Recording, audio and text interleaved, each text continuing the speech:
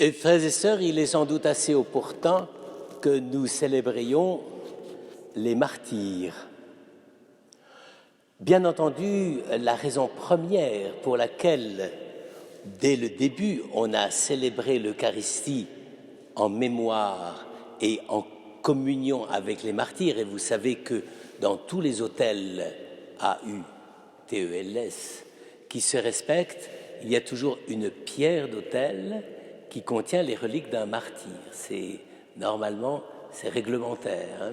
Bon, évidemment, quand on a des autels portatifs, en raison de certaines circonstances, là, on ne peut pas avoir de pierre d'autel parce que ça pèse en général 7 ou 8 kilos, donc ça ne devient plus tout à fait portatif. Mais normalement, on doit célébrer sur les reliques des martyrs. Or, les martyrs, ça ne court pas les rues.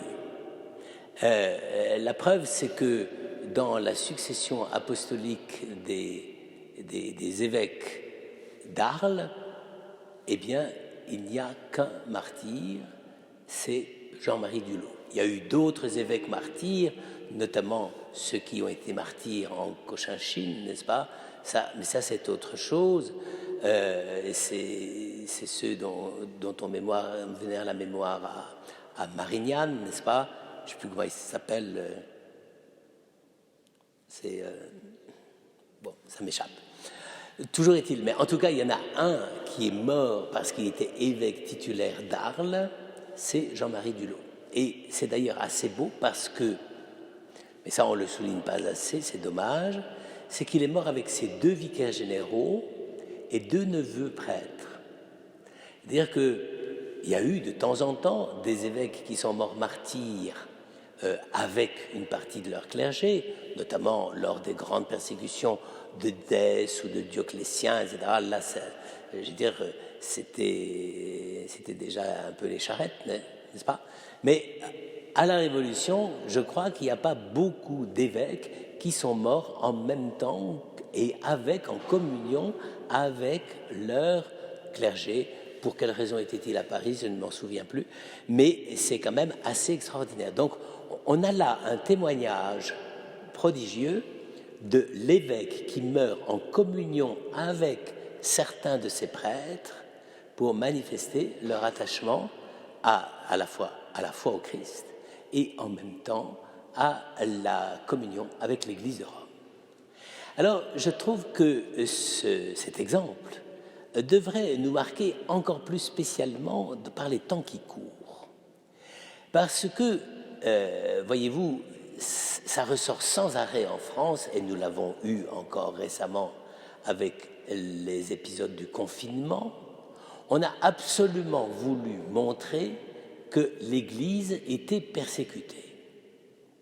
Or, il n'y avait pas d'intention explicite de persécuter l'Église. Le confinement s'appliquait à tout le monde et les règles des rassemblements pour éviter les contagions s'appliquaient à tout le monde.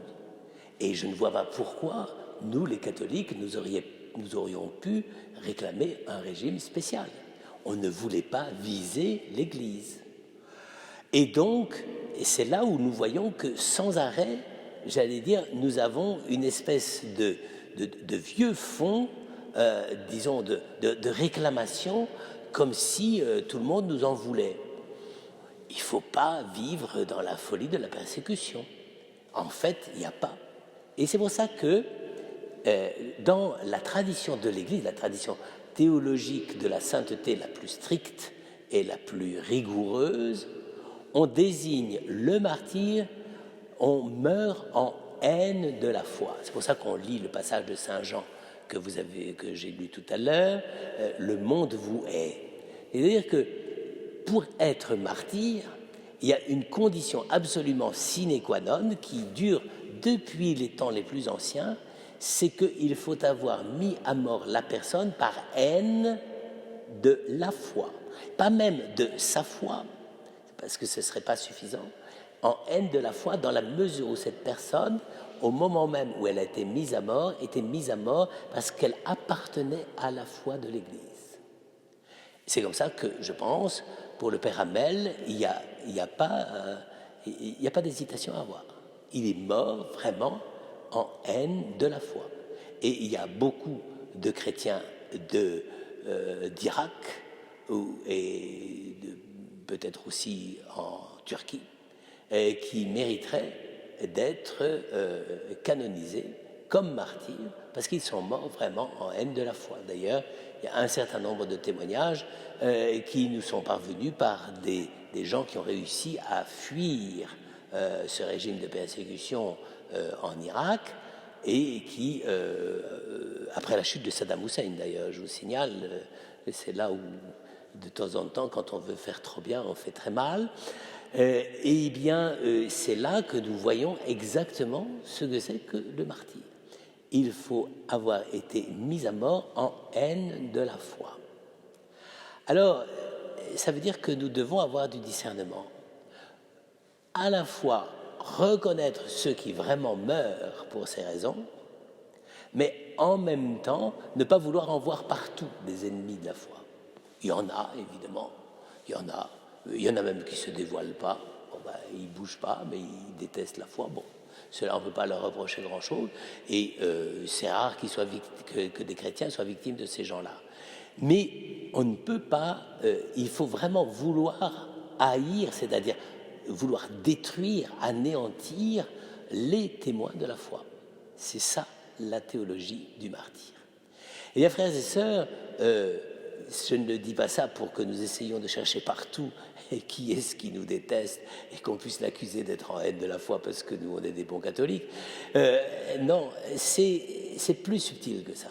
C'est que le martyr, au moment où il meurt, représente par sa mort configurée au Christ, il représente celui même qui a vaincu le monde, et c'est par sa mort. Et donc le martyr, quand il meurt, au moment où il est mis à mort et persécuté par ceux qui haïssent la foi, à ce moment-là, il renouvelle pour nous, pour l'Église, la victoire du Christ sur la haine du monde par rapport à Dieu, par rapport à la foi, par rapport aux témoins de l'Église, n'est-ce pas? C'est là que ces martyrs réalisent et rendent visible la puissance de Dieu qui les accueille dans sa mort et leur accorde la victoire sur le mal et sur la haine. Et c'est pour ça que Tertullien, dans les années 200-210, écrivait cette phrase qui a eu un grand succès, mais je crois qu'elle est très juste. Il a dit la mort, le martyre des chrétiens, le sang des martyrs est la semence des chrétiens. Il ne voulait pas désigner par là un processus de vengeance ou d'avoir gagné comme à l'OM. Il voulait dire le sang des martyrs, le moment, l'heure même du don de leur vie est déjà l'assurance de la victoire de la foi contre les déchaînements de la haine. Bien, frères et sœurs, je crois que c'est très important de pouvoir nous souvenir de cela, parce que ça touche vraiment notre mode d'exister, à la fois dans le monde, au milieu de ce monde, à travers toutes les vicissitudes et les difficultés que tout le monde éprouve en vivant dans ce monde, mais en ayant le discernement et la sagesse qui nous permettent de savoir comment ce monde, c'est d'abord quand il nous est et s'il nous est, parce qu'il faut qu'il y ait ça d'abord. C'est pour ça qu'on n'a jamais canonisé les gens qui allaient au devant du martyr, la fleur au fusil en disant on va gagner. Ça ne marche pas. Mais c'est plus profond et plus essentiel que ça. C'est le fait de reconnaître qu'au moment même où on est en butte à la haine, eh bien, si on reste fidèle jusqu'au bout, cette fidélité l'emporte sur la haine.